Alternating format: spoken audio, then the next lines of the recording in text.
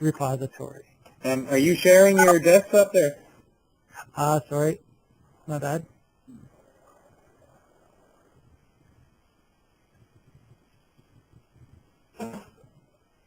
Okay, can you see that now? Yeah, that's perfect.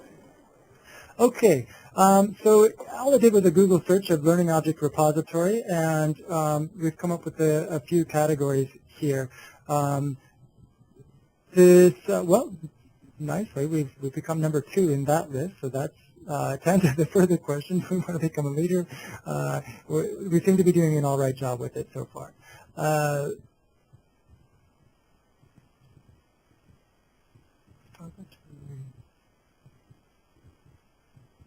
Let's look at the very first one, because I may have found that, again, Merlot here. And I think Merlot is a wonderful way, if you want to contribute a lot of information to it as well. They do a lot with text-based information as well. So if you're not necessarily looking for a particular learning object, but sample assignments, information like that, they have all that in there. So that is a great resource for just content in general. And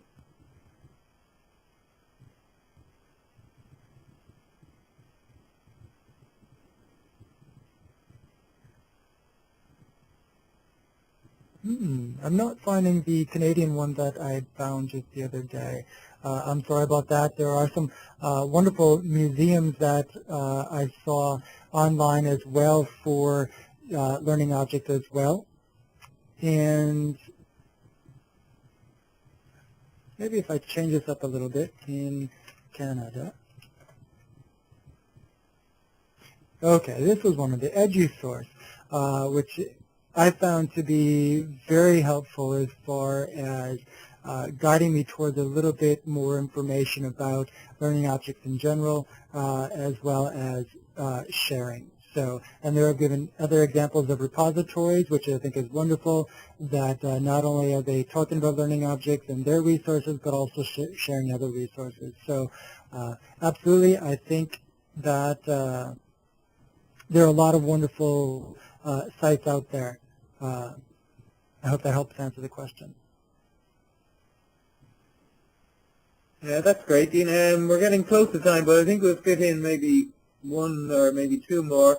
This is probably a quick one. Catherine's just asking, are there any student-generated learning objects on WIT online? At this point, I would say there are not. Only because, you know, from our standpoint, we have to back up and say that, yes, this is a learning content expert or a content matter expert who has produced this information.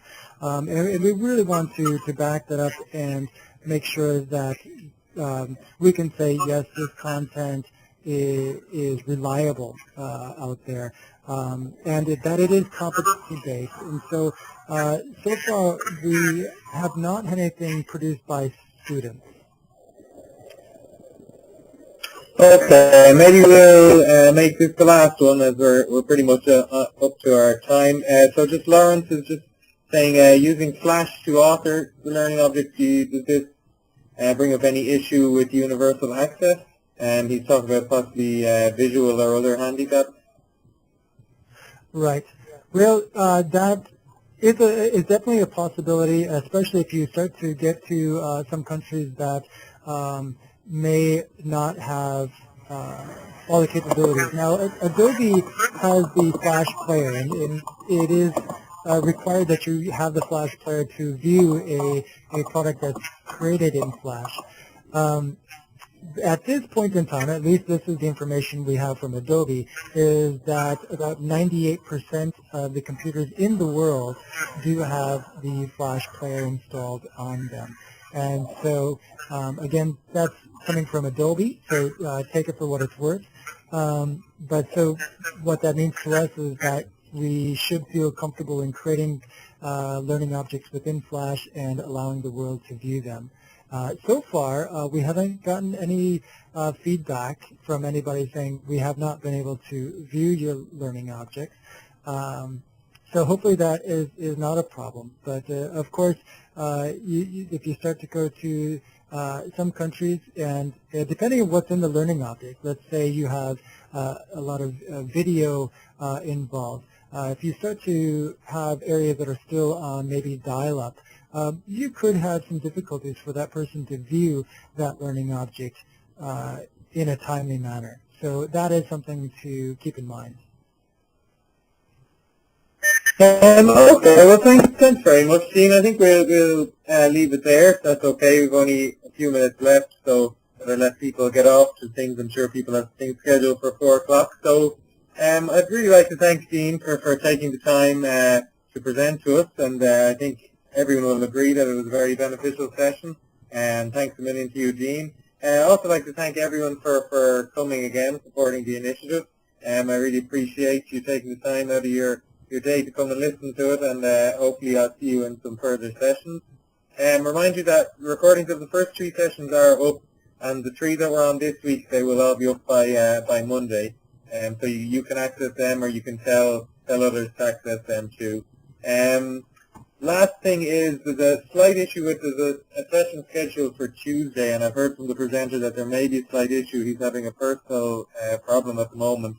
But I will send an email to everyone who's registered for any session, so you'll all be in the email, just to let you know whether or not that one's going ahead, and I'll send that tomorrow.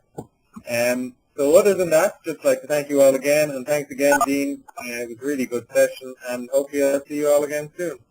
Okay, thanks a million, everyone.